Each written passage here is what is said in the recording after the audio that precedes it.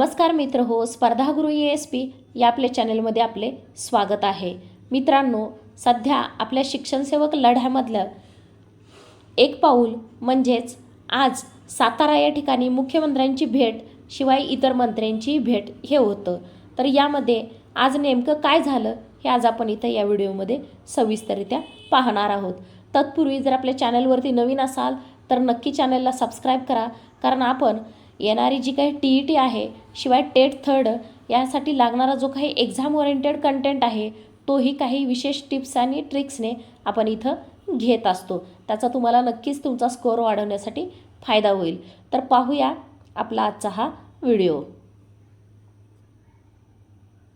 या ठिकाणी शिक्षण सेवक कालावधी रद्द करण्यात यावा यासाठी माननीय शरदचंद्रजी पवार साहेबांची आम्ही भेट घेतलेली आहे. राज्यामध्ये जवळपास 15,000 शिक्षण सेवक लागलेले आहेत आणि अन्यायकारक आणि काळा कायदा असणारा शिक्षण सेवक फक्त महाराष्ट्रामध्ये लागू आहे.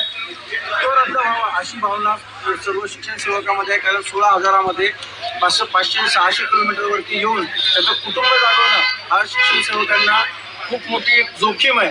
तर ही सर्व शिक्षकांची मागणी आहे. त्यानंतर 24 तारखेला आमच्या पालकांचं सातारा जिल्हा कार्यालयाच्या बाहेर त्या ठिकाणी आंदोलन सुद्धा होणार आहे. काय मागणी आहे? आमची मागणी आहे की जे 3 वर्षाचा शिक्षण सेवक कालावधी आहे कुठल्याही पदासाठी क्लास 3 असो 4 असो त्यांना प्रोबेशनरी पिरियड एवढा नाही आहे. फक्त शिक्षण सेवक, कृषी सेवक आणि त्या ठिकाणी ग्रामसेवक या 3 जणांना, परंतु त्यांना मूळ वेतन मिळतं, परंतु शिक्षण सेवकांना मूळ वेतन मिळत नाही. शिपाई जरी लागला तरी त्याला मूळ वेतन दिलं जातं, परंतु शिक्षक हा समाज घडवणारा एक घटक आहे. या शिक्षकांना 3 वर्ष फक्त 16,000मध्ये त्या ठिकाणी कुटुंब जगवावं लागतं आणि त्यांचं वय बघितलं तर 35+ वय आहे. त्यांना सेवा सुद्धा फक्त 10 आणि 15 वर्षाची त्या ठिकाणी मिळते. सुरक्षेची हमी सुद्धा गेल्या 6 महिन्यापासून आम्ही ही मागणी वेगवेगळ्या माध्यमातून करतोय, आमदारांकडे करतोय, जिल्हा प्रशासन असेल त्यांच्या माध्यमातून करतोय. तरी सुद्धा आमचा मुद्दा हा मंत्री महोदय घेत नाहीत. मुख्यमंत्री महोदयापर्यंत आमचा विषय गेलेला आहे. 3-4 वेळेस आम्ही त्यांना भेटलोय. तर असं असताना सुद्धा ते अजून आमच्या मागणीला सकारात्मक मंत्रिमंडळाकडून कुठलाही प्रतिसाद आलेला नाही.